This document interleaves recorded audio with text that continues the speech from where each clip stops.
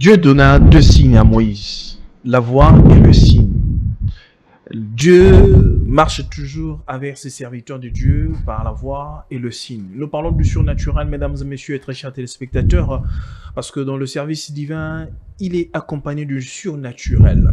Nous recevons un homme d'église, un homme de Dieu qui nous fait honneur de répondre à notre invitation. Nous allons devoir parler sur le surnaturel, nous allons devoir parler sur les miracles, parce que on ne peut pas parler de la parole de Dieu sans pour autant parler du surnaturel. Il nous fait honneur d'être avec nous aujourd'hui.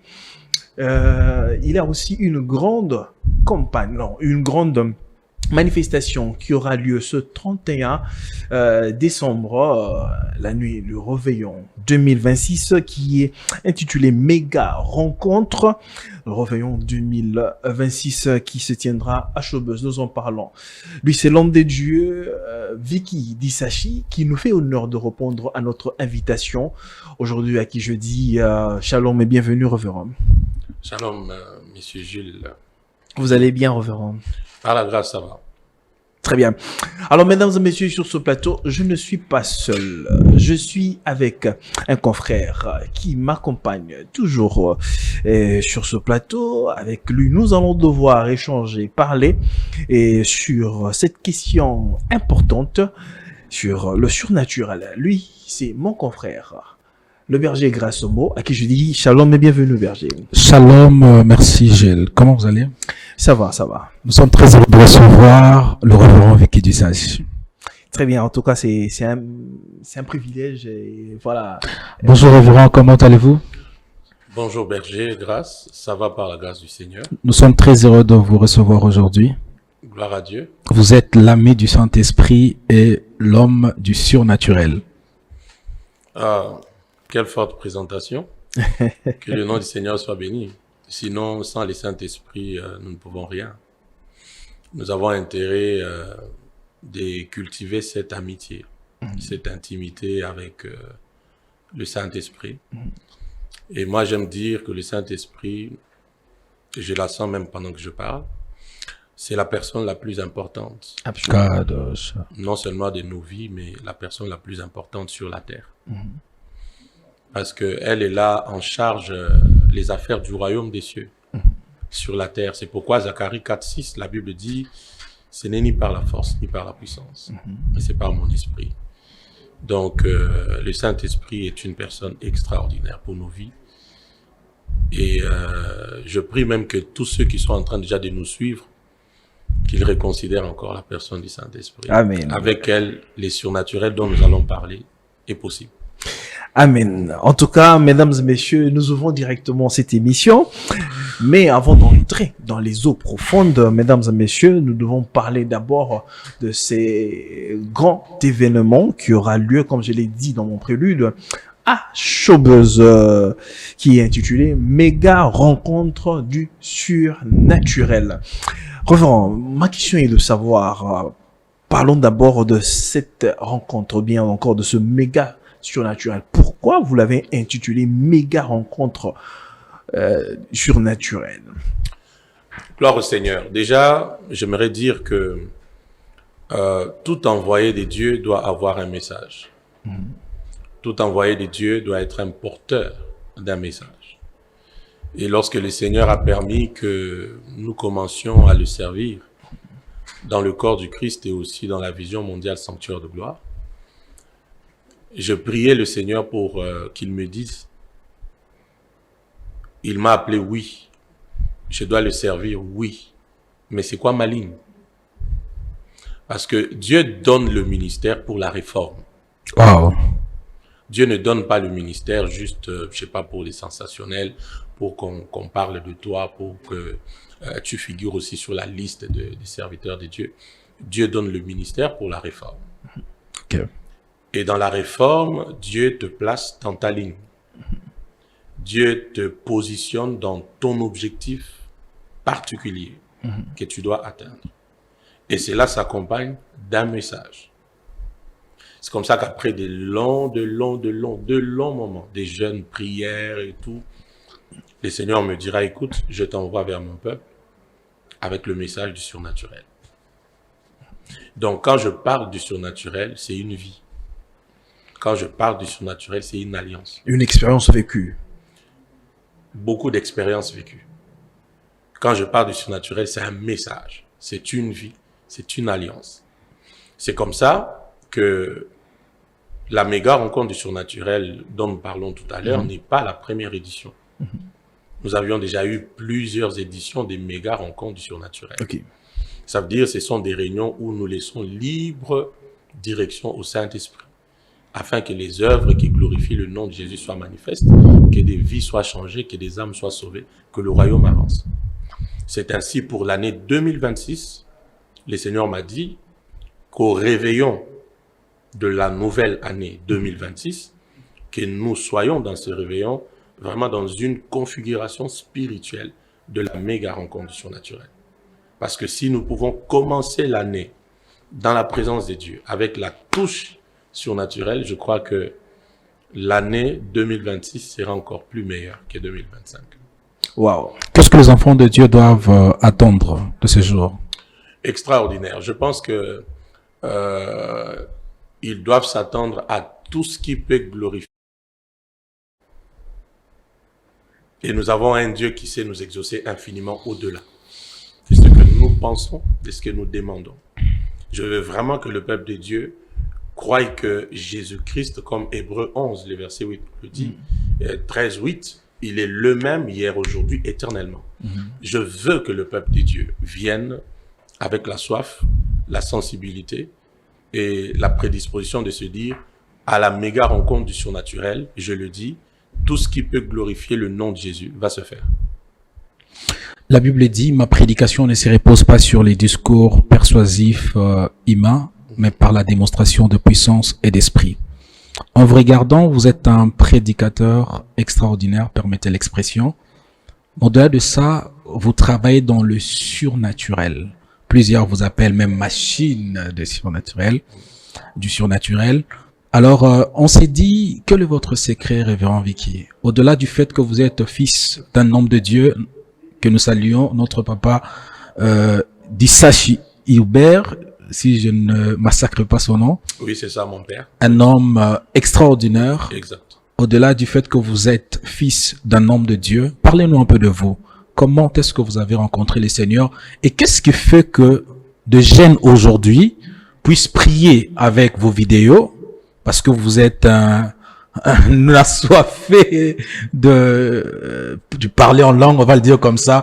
On a appris. Moi, je connais des gens qui priaient avec vos vidéos. Mandroda, Mandeya. C'est-à-dire, vous nous avez révolutionné et on aimerait savoir justement votre parcours et qu'est-ce qui fait votre force. Wow. Donc déjà, vous venez de parler de mon père, le patriarche Hubert d'Issachi. Par la grâce du Seigneur, je suis né d'une famille chrétienne. Mon père est serviteur de Dieu jusqu'aujourd'hui, ma mère est servante de Dieu jusqu'aujourd'hui.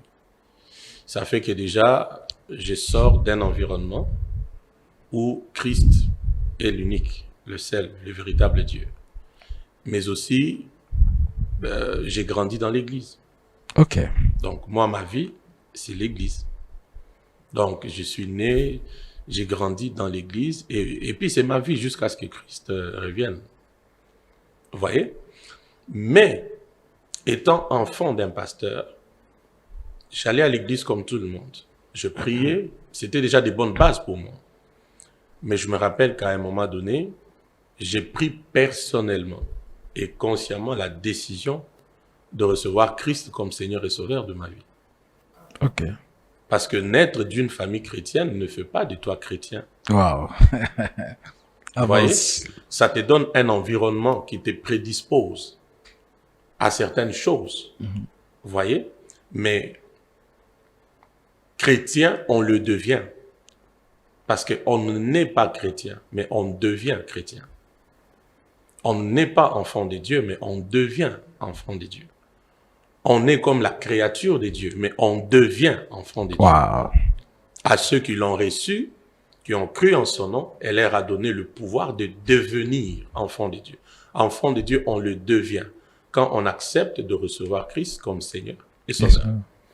Et c'est comme ça que vraiment, je sais pas moi, j'avais quel âge, mais j'étais trop jeune que j'ai fait cette prière. Et comment c'est arrivé? Je suis chez nous à la maison, je suis assis. Je sais pas qu'est-ce qui m'a poussé à entrer dans la bibliothèque de mon père. Je tombe sur un livre de l'évangéliste Billy Graham. Les titres, j'ai oublié parce que ça fait beaucoup d'années.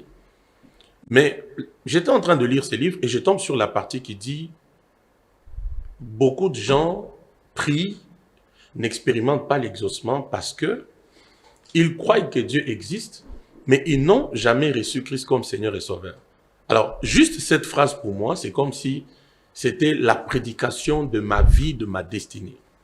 J'ai dit, j'étais seul. D'ailleurs, j'étais seul, je ne sais même plus, tout le monde dans la partielle était carrément sorti. J'étais seul. Alors, je me rappelle, l'Esprit me fait comprendre qu'en fait, c'est vrai, jusqu'à là, tu pries.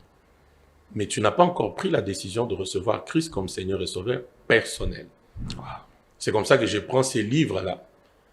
Je l'ouvre, je garde la page sur laquelle j'étais, je le pose sur mon cœur. Et je fais la prière. J'ai dit, Jésus, je comprends qu'aujourd'hui, je croyais en toi, mais je ne t'avais jamais reçu comme Seigneur et Sauveur. Là, je te reçois maintenant comme mon Seigneur et mon Sauveur. Ça paraissait une simple prière, mais il y a eu un shift inimaginable dans ma vie.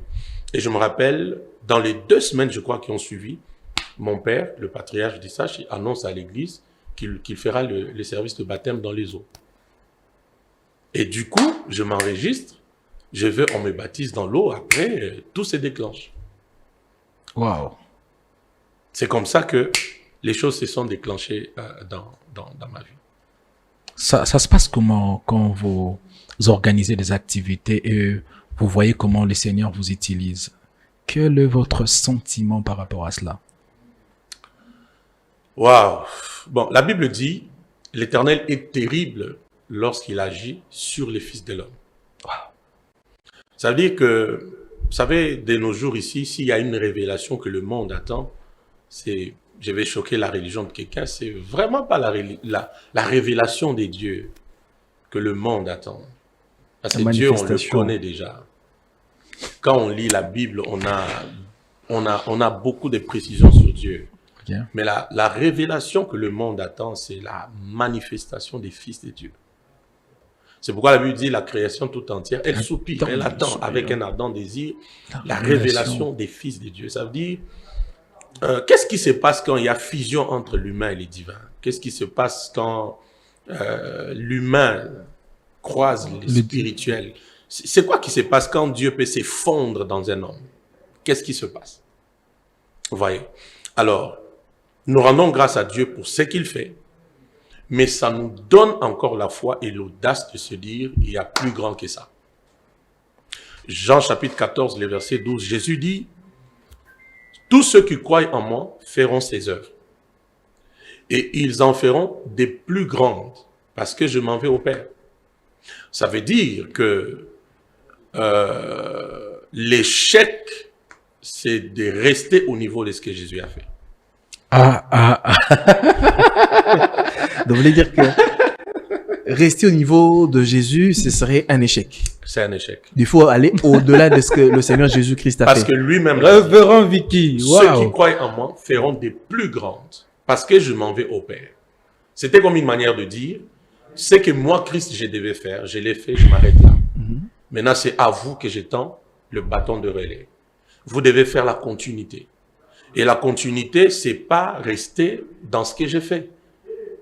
La continuité, c'est aller au-delà de ce que j'ai fait. Wow. Si aujourd'hui, vous léguez l'héritage à votre enfant, c'est quoi derrière l'idée? C'est quoi l'idée derrière? C'est que dans les 5-10 ans plus tard, qu'il fasse plus que vous. Très bien.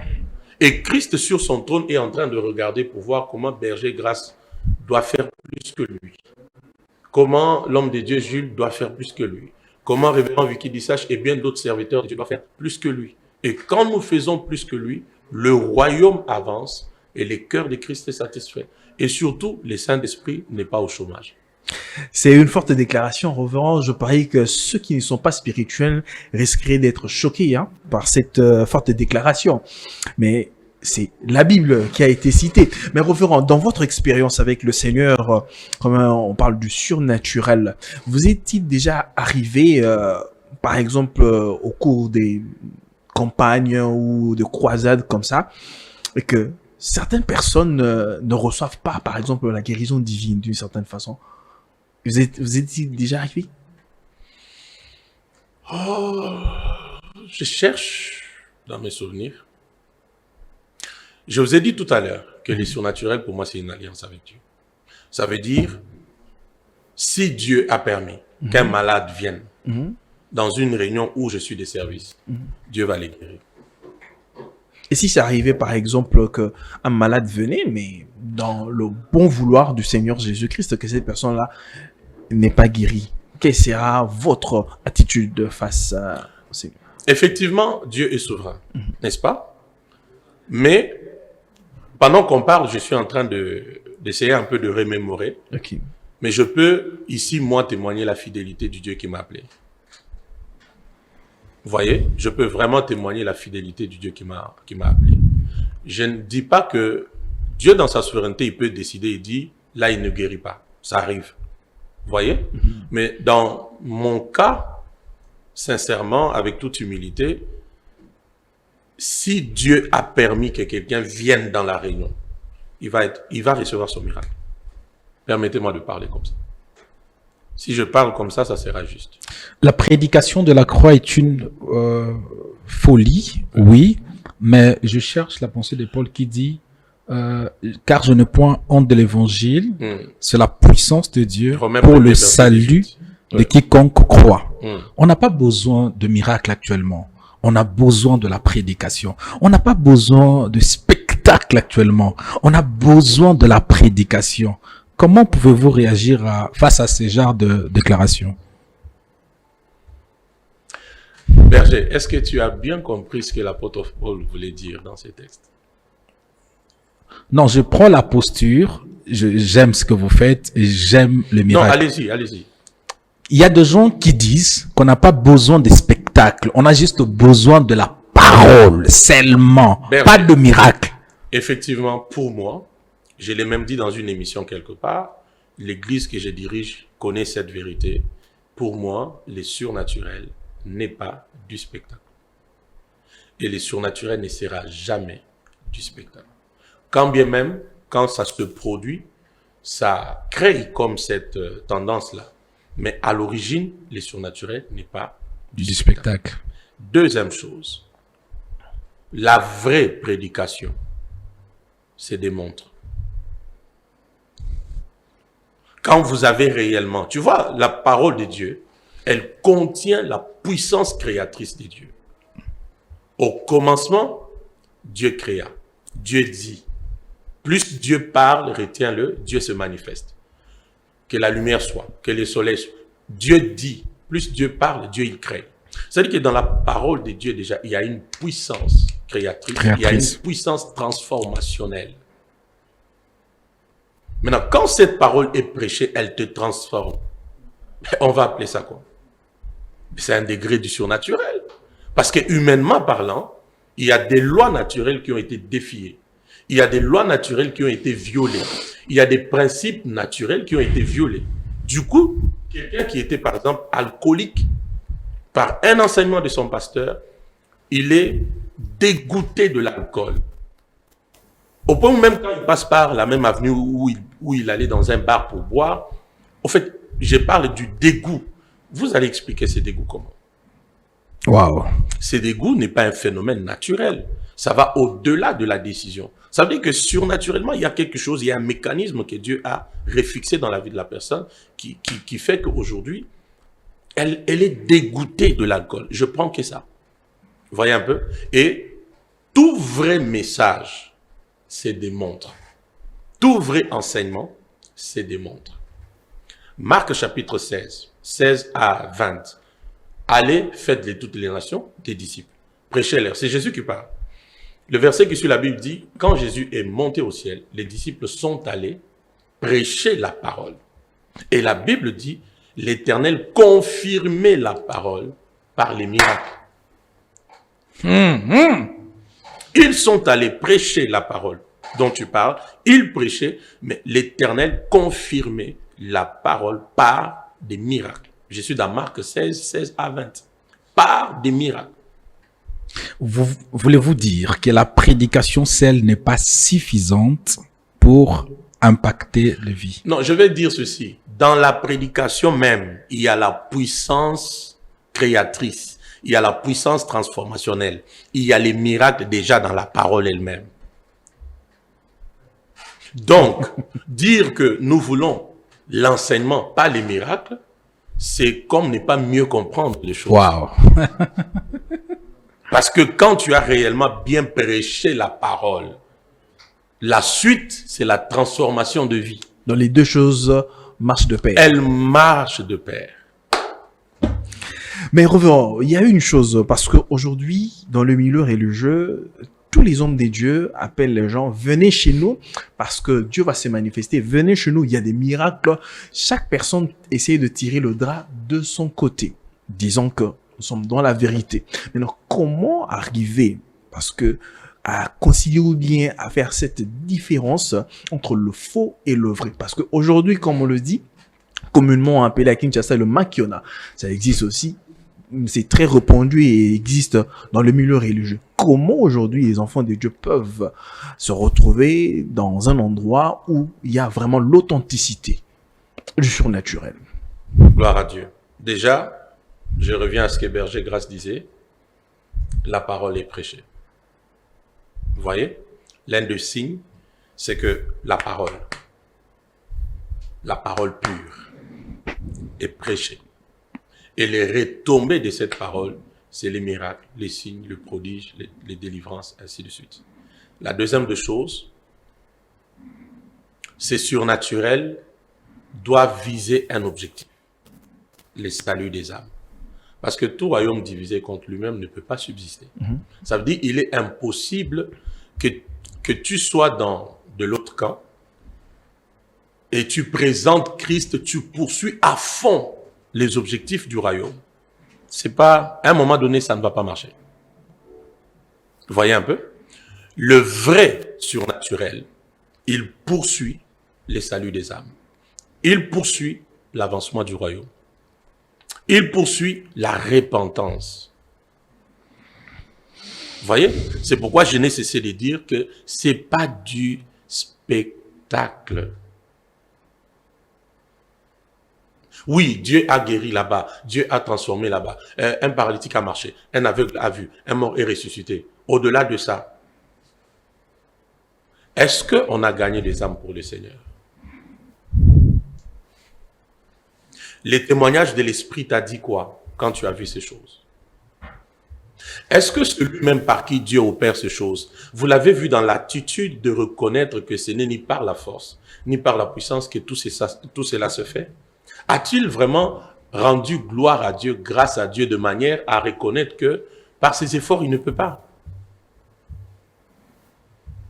Vous voyez un peu?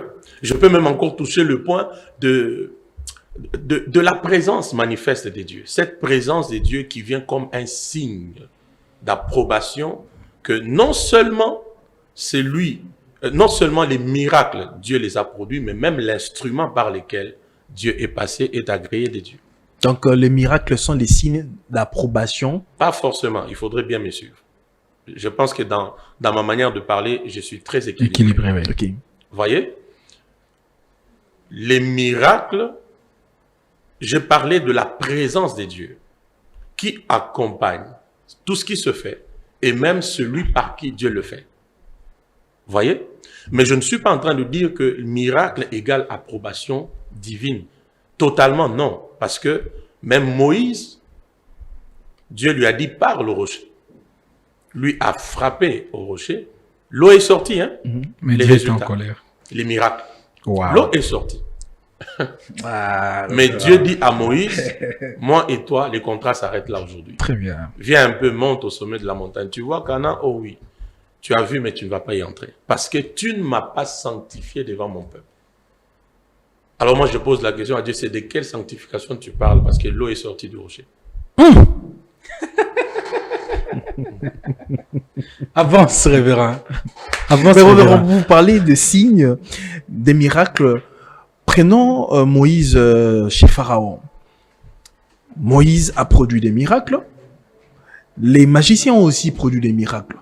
Maintenant, à ce stade-là, celui qui n'est pas guéri spirituellement, comment faire ce parallélisme-là, cette différence entre le vrai et le faux? Parce que tout ont été des miracles produits plutôt.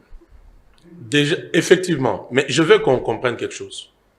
Tous ont fait des miracles, mais la source des miracles n'est pas la même. Ok. Chez Moïse, la source des miracles, c'est Dieu. Chez Pharaon, c'était ses charlatans, ses fétiches et tout ça. Vous voyez? Déjà ça d'abord. La source, c'est Dieu.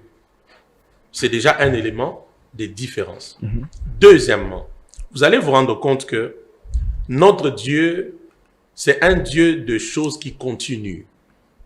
Elle ne s'arrête pas. Vous allez vous rendre compte que même dans tous ces parcours avec les plaies des jugements en Égypte, à un moment donné, il y a des signes que Dieu a opérés que les magiciens de Pharaon n'ont pas pu opérer.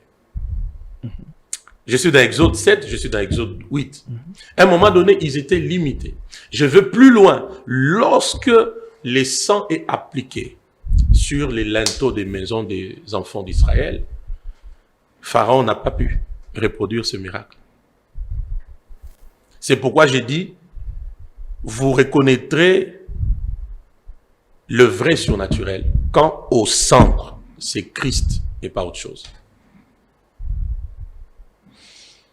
Reverend, peut-on parler de Christ sans être de Christ? Il est possible de parler de Christ sans être de Christ. C'est pourquoi Jésus a dit, vous les reconnaîtrez par leurs fruits. Vous les reconnaîtrez par leurs fruits. Ça veut dire, au-delà de dons que je peux voir, des manifestations que je peux voir, vous les reconnaîtrez par leurs fruits. Et le fruit montre ton origine. Parce que vous ne trouverez pas une banane sur un manguier. C'est pourquoi les discernements de l'esprit doit beaucoup nous animer en ces temps de la fin. Wow. Aller au-delà des sensations, aller au-delà du superficiel pour sonder et comprendre la source là. C'est le Saint-Esprit ou c'est une autre force. Mais aussi, regardez au-delà des dons. Est-ce qu'il y a le fruit? Parce que le fruit prouve que Christ est non seulement le sauveur de ta vie, mais le Seigneur de ta vie. Comment reconnaître ce fruit? Le fruit de l'esprit. C'est quoi le fruit de l'esprit? Galates 5, 22. Ok. L'amour, la paix, la maîtrise de soi, la fidélité, la bénignité, la tempérance, tout ça. Reverend, avant de poursuivre, mais qui sont ces personnes qui sont candidates ou qui doivent recevoir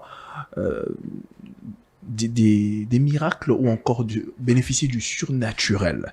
Ce sont des personnes qui sont réellement converties ou bien même ceux qui ne sont pas convertis? Je vais répondre à des niveaux. Déjà, nous, enfants de Dieu, les surnaturels, c'est notre vie naturelle. Parce qu'on ne se convertit pas pour une vie ordinaire. On se convertit pour une vie extraordinaire. La Bible dit ce qui est né de la chair est chair. Ce qui est né de l'esprit est esprit. Or, en naissant de nouveau, nous naissons par l'esprit de l'Éternel.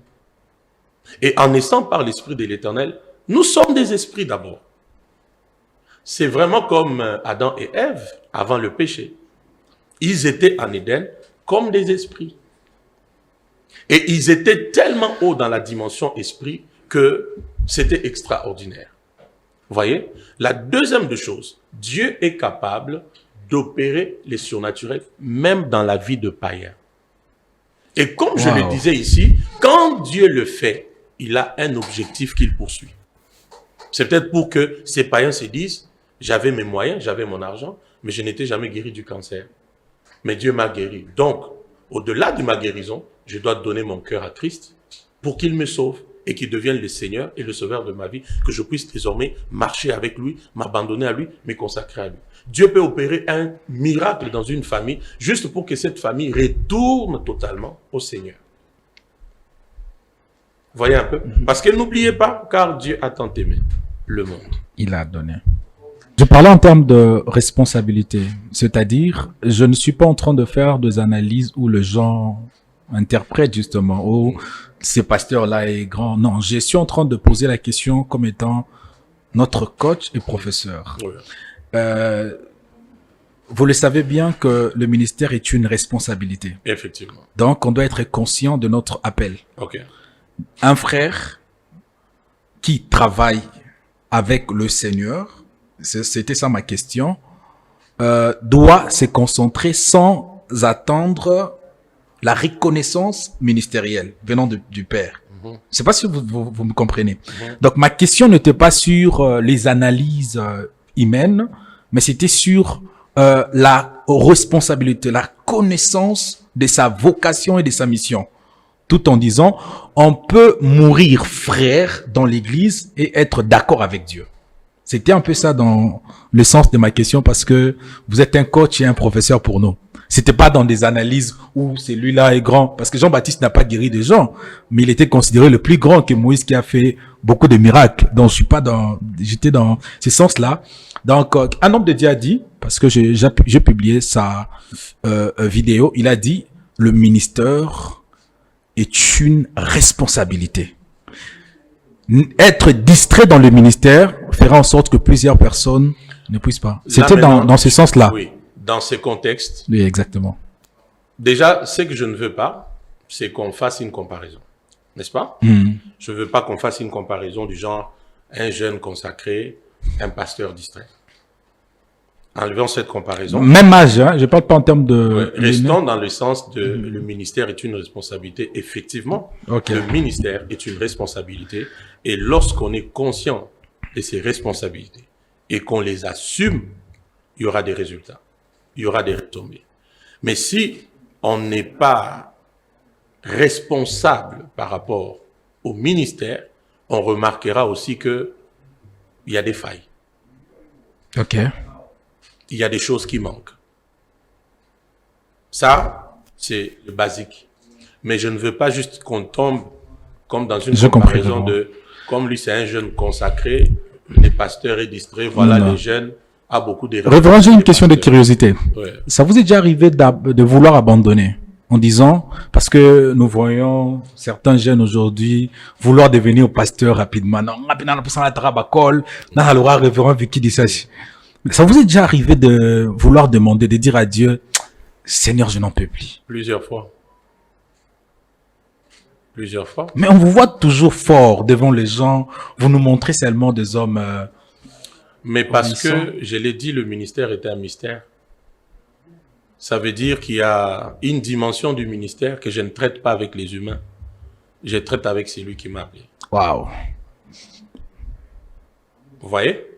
Et dans tout ça, la Bible dit, c'est qu'on attend des dispensateurs des grâces de Dieu, c'est d'être trouvé fidèle. Et Dieu qui nous a appelés, il nous éprouve aussi.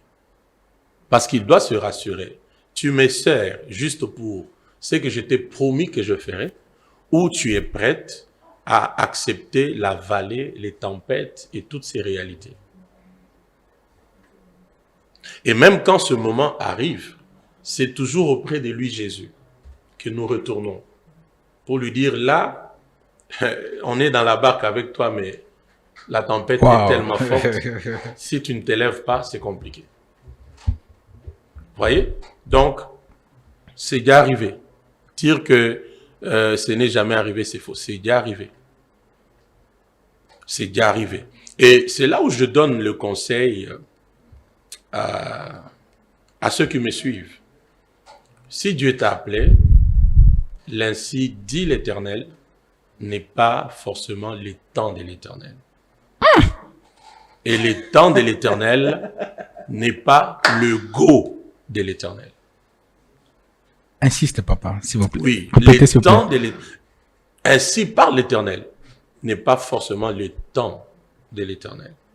Les temps de l'Éternel n'est pas le go. Nous les voyons même dans les Jeux olympiques. Vous êtes là, vous êtes déjà rangés. C'est le temps, mais il faut attendre qu'on donne le go pour se lancer dans la course. Et plusieurs sont tombés dans le piège de la précipitation. Ainsi, vous avez brûlé les étapes. C'est comme ça qu'aujourd'hui, le ministère qui devait être un vert pâturage pour vous est une frustration.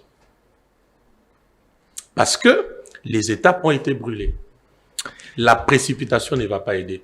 Si Dieu t'a appelé, dis-toi, Dieu m'a appelé, mais je dois attendre que Dieu m'équipe, que Dieu me bâtisse, que Dieu me forge, que Dieu me rende prêt. Quand Dieu verra que tu es prêt, s'il vous plaît, le même Dieu reviendra vers toi. Et c'est ce qui s'est passé avec Moïse, avec Abraham. Quand les temps de Dieu arrivent, Dieu reviendra vers toi. Parce qu'en vérité, les temps de Dieu, c'est juste quand Dieu rencontre la maturité de l'homme. C'est ça les temps de Dieu. Comment définissez-vous la maturité, révérend? Comment peut-on reconnaître un homme mature? Il y a beaucoup de signes par lesquels on reconnaît la maturité, mais je prends juste un signe. On reconnaît la maturité spirituelle par le fruit de l'esprit. Comment vous savez que cet arbre est maintenant mûr? C'est quand l'arbre produit de fruits. Wow. Il y a plusieurs signes, mais je m'arrête que là. Et vous allez voir que nous avons intérêt à travailler notre maturité spirituelle. Le piège, c'est, Naza Diana a 10 ans dans la vie chrétienne. Naza Mukolo, j'ai déjà 20 ans. Il ne faut pas se blaguer de moi. Moi, j'étais dans telle église. Mais la même personne qui parle beaucoup là, mettez-lui sur la balance du fruit de l'esprit. Et vous voyez, le fruit de l'esprit commence avec l'amour. Il se termine par la maîtrise de soi. Est-ce que si on te met sur la balance de l'amour et de la maîtrise de soi, tu vas peser? C'est très profond. Alors, mesdames et messieurs, vous qui nous suivez au cours de cette émission, c'est comme on l'a dit au prélude, dans notre prélude, nous parlons du surnaturel avec l'homme du surnaturel. Nous essayons d'évoquer cette question qui est un peu sensible dans le milieu religieux aujourd'hui ou aussi perçue d'une certaine façon. Alors, nous en parlons avec l'homme des dieux sur notre plateau. Alors, revenons. Comme nous sommes en train de parler du surnaturel, parce que dans Éphésiens chapitre 4, on nous montre les 4 ministères, les 5 ministères, voulais-je dire plutôt. Ouais. Les 5 ministères. Mais qu'en est-il de la guérison ou encore des miracles? Est-ce que tout homme des dieux est passible au miracle, à faire des miracles, ou bien certains ministères ne sont là que pour la parole et que d'autres ont le don de miracle ou d'opérer du surnaturel? Bon, déjà, moi, je vais répondre un peu sur Marc chapitre 16, le verset 17. La Bible dit, voici les miracles qui accompagneront ceux qui auront cru. La Bible n'a pas dit que ça accompagnera les apôtres, les prophètes, les docteurs, les pasteurs, les évangélistes. Mais la Bible dit, voici les miracles qui accompagneront ceux qui auront cru en mon nom. Ils chasseront les démons. Même s'ils prennent des breuvages mortels, ils ne mourront pas. Ils imposeront les mains aux malades. Ça, c'est Christ qui parle. Christ n'a pas précisé que juste le mot des têtes, tout ça, non. Je prends le cas, moi, par exemple, si quand je suis dans les services de guérison, quelqu'un me dit qu'il a des maux de tête, je ne prie pas pour lui. Parce que je trouve que lui-même peut s'imposer les mains et puis les maux de tête peuvent partir. Donc, ça veut dire que c'est à la portée du croyant. Donc, le miracle doit être la vie de tous ceux qui ont cru. Très bien. Ils imposeront les mains aux malades et les malades seront guéris. C'est ça la pensée de Dieu.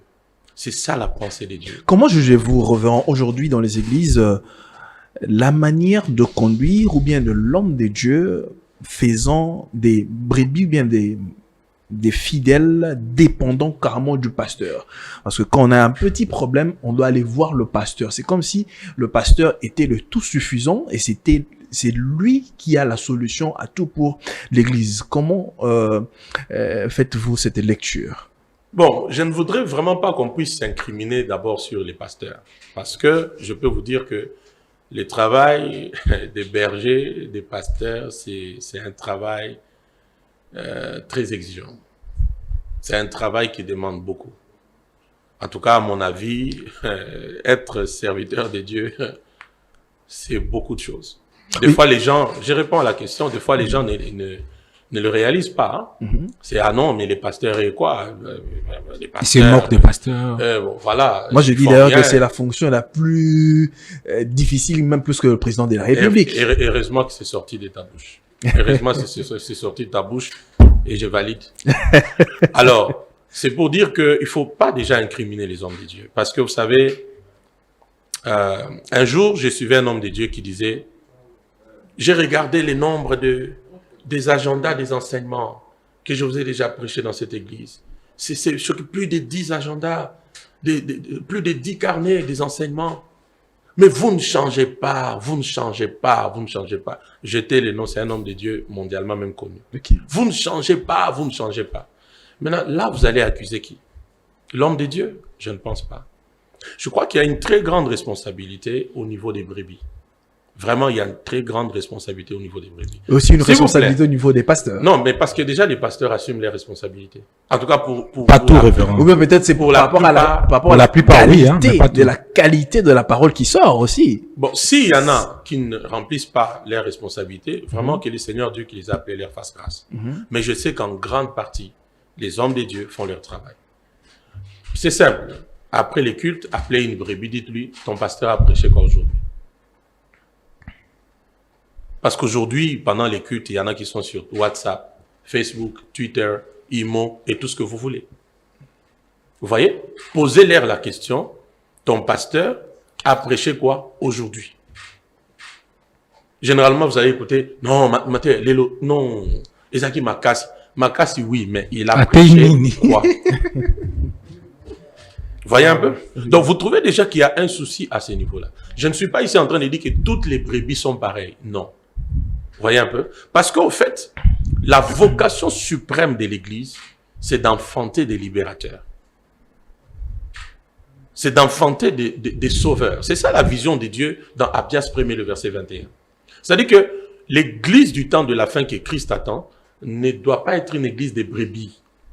Elle doit être une Église des libérateurs. C'est-à-dire des gens qui ont quitté la dimension des brebis pour se positionner comme des libérateurs. Des gens à qui on peut confier certaines responsabilités pour changer les choses dans le monde, changer les choses dans la nation. Alors, nous hommes de Dieu, nous devons prendre conscience de ça, travailler dans cette direction, de ne plus les garder comme des brebis, qu'elles deviennent des libérateurs, des sauveurs. Mais les brebis doivent comprendre aussi que tous ces efforts que l'homme de Dieu fournit, tous ces enseignements, tous ces moments de prière, tous ces exercices spirituels, même cette discipline, même ces sanctions dans lesquelles il nous amène, c'est parce que nous ne devons pas rester des brebis, nous devons devenir des libérateurs. Et quand on devient des libérateurs, effectivement, il y a des choses pour lesquelles on ne dérangera pas l'homme de Dieu, on n'appellera pas à tout moment. On va gérer ça et on amènera chez l'homme de Dieu qui est des témoignages. Wow, très capital. Berger? Oui, je suis très heureux, révérend. Il y a des gens qui vous apprécient énormément et qui ont posé quelques questions. Oui. Permettez-moi de lire deux questions. Deux petites questions, s'il vous plaît. La parole, Berger Grasse pose cette question au révérend Vicky Disachi. Certains affirment que la parole de Dieu suffit à elle seule pour édifier les enfants de Dieu. Mais vous êtes dans le surnaturel. Nous le savons bien que vous êtes un excellent prédicateur. Pourquoi vous vous attachez toujours au surnaturel à chaque instant? Parce que le christianisme n'est pas une théorie. Le christianisme n'est pas une religion. Le christianisme, c'est pas un rendez-vous des discours. Le christianisme, c'est une vie scellée par des miracles. Le christianisme, c'est une vie surnaturelle avec des preuves chaque jour. Dans les derniers jours, dit Dieu, je répandrai de mon esprit sur toute chair. Les jeunes gens auront des visions. Les fils prophétiseront. Les vieillards auront des songes. Il y aura des miracles sur la terre, des prodiges dans les cieux. Voilà le badge des derniers jours. Et tout ce que Dieu a dit, les visions par les jeunes gens, les prophéties par les fils, les songes par les vieillards, les miracles, en un mot, tout ça c'est quoi? C'est les surnaturels. Parce que ça va au-delà de l'entendement humain, au-delà des lois naturelles. Et tout vrai enseignement doit être démontré. Et c'est le temps pour nous d'ôter sur nos chairs les Jésus théoriques. Les Jésus qui parlent, qui n'agit pas. Jésus n'était pas comme ça. Quand Jésus parlait, il démontrait ce qu'il a parlé. Sinon, à ma parole, il n'y aura ni pluie, ni rosée. Il n'a pas seulement parlé, mais Israël a vécu 3 ans et demi de sécheresse. C'est cette race d'hommes que Dieu a besoin en ces temps de la fin. J'étais malade en suivant la prédication du révérend Viku Disachi. Il était en train de parler en langue. Instantanément, j'ai été guéri et je bénis le Seigneur. Ma plus grande question, comment parler en langue comme le révérend Viku Disachi? Alors, la Bible dit, lorsque l'Esprit est descendu sur les apôtres dans la chambre haute, ils se sont mis à parler comme l'Esprit leur donnait de s'exprimer. Ok. Donc, c'est pas moi qui fabrique. J'insiste, c'est pas moi qui fabrique. Mais je me laisse au Saint-Esprit et lui s'exprime au travers de moi. Faut bien voyez un peu. C'est le Saint-Esprit qui parle ou c'est vous qui parlez? C'est le Saint-Esprit qui parle au travers de moi. C'est le parler en langue, c'est le langage du Saint-Esprit par l'homme. C'est la manière que le Saint-Esprit s'exprime au travers de toi. En utilisant ta langue, en utilisant ta voix. Sinon, c'est pourquoi même aujourd'hui, plusieurs parlent en langue, mais ça ne véhicule plus la vie que ça véhiculait. Pourquoi le bien-aimé a été guéri? Parce que je n'ai pas parlé des langues que j'ai retenues. Je n'ai pas parlé des langues que j'ai écrites quelque part. J'ai copié quelque part. Mais je me suis laissé par le Saint-Esprit. J'ai laissé le Saint-Esprit, s'exprimer au travers de moi. Parce que c'est la façon de parler du Saint-Esprit au travers de nous. Et berger, vous allez voir, Jésus dit, voici les miracles qui accompagneront ceux qui ont cru. Ok? Ils imposeront les mains aux malades et la Bible dit, ils parleront des nouvelles langues. Donc, pour Jésus, les parler en langue chaque fois doit être comme une nouvelle langue. Vraiment, je ne suis pas satisfait de votre réponse, s'il vous plaît. Nous devons C'est-à-dire, excusez, homme de Dieu. C'est-à-dire, la Bible dit, c'est lui qui parle en langue, ne parle pas aux hommes. C'est, nous parlons en langue, ou c'est le Saint-Esprit qui parle en langue à travers nous? Berger, les parler en langue. Si déjà le parler en langue, c'est lui qui parle en langue parle à Dieu. C'est ce que la Bible dit. C'est lui qui parle en langue parle à Dieu. Et la Bible précise parce que c'est en esprit qu'il dit des mystères. C'est tout un enseignement.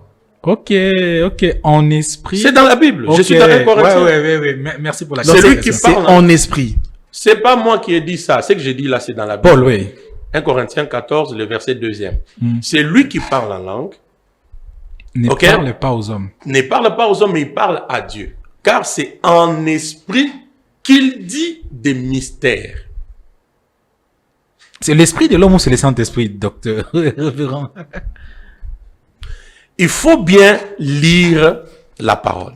Allons dans la parole. Ouvrons la parole. Vous permettez? Oui, révérend. 14.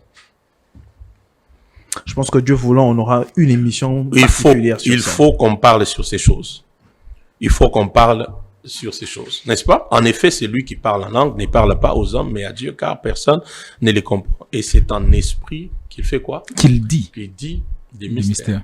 L'esprit est, le « et » n'est pas majuscule, il est minuscule. Il s'agit de quel esprit? L'esprit de l'homme. Voilà. Mais quel homme? L'homme régénéré. L'homme régénéré. Parce que ce qui est né de la chair est chair. Mais tout ça, c'est poussé par quoi? Par le Saint-Esprit. Dans l'esprit de l'homme. C'est lui qui parle en langue. Il le parle par sa volonté ou bien c'est par le poussé, l'inspiration divine?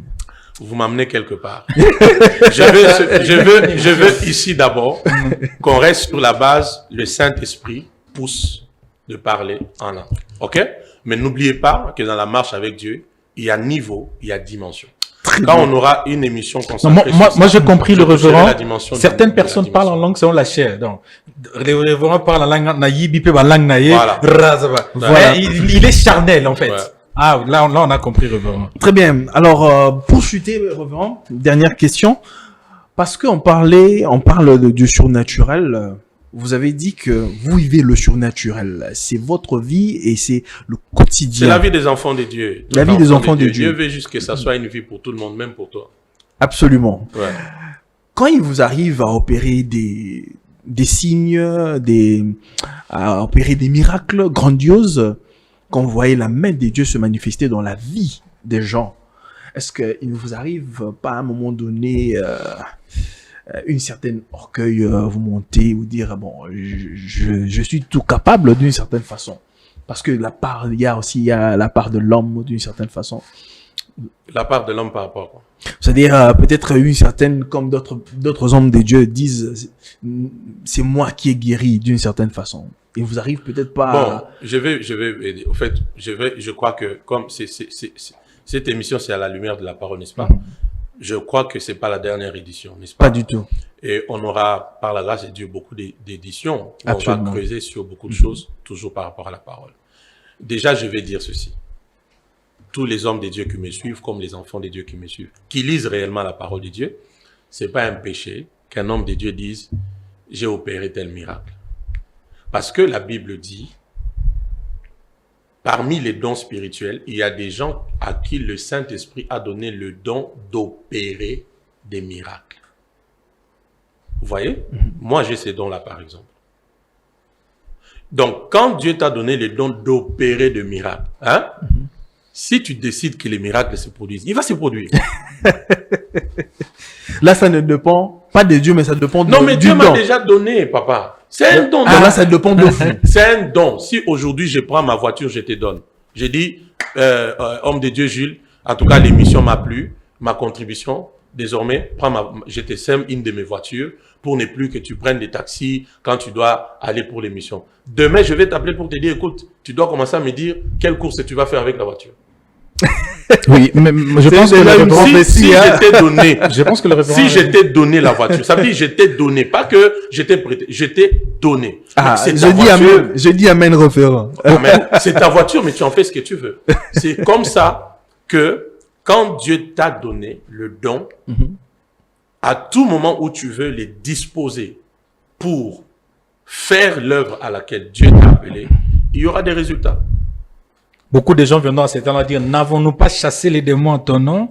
N'avons-nous pas prophétisé en ton nom? Jésus leur dit, je ne vous ai jamais connu. Mais est-ce que ça a à voir avec ce que je viens de dire? J'allais poser une question de révérend. Quelqu'un a dit ceci, je suis voyant, je vois quand je vais. Oui. Oui. Alors, ça rejoint justement ce que vous étiez en train de dire. Je vous ai J'ai pas besoin de Dieu pour voir. Si vous... Non.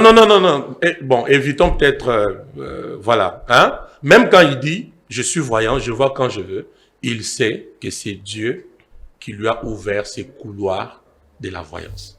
Quand Dieu a déjà donné, il a donné. Vous voyez? Et à tout moment où tu veux disposer ces dons pour qu'ils bénissent, qu'ils guérissent, qu'ils délivrent, Dieu va opérer. D'ailleurs, j'encourage tous ceux qui ont déjà découvert les dons que Dieu leur a donnés d'exercer avec les dons. Exercez avec eux. Wow. Exercez. Plus vous exercez, vous allez encore grandir et augmenter des volumes spirituels et pénétrer d'autres dimensions auxquelles vous n'avez pas pensé.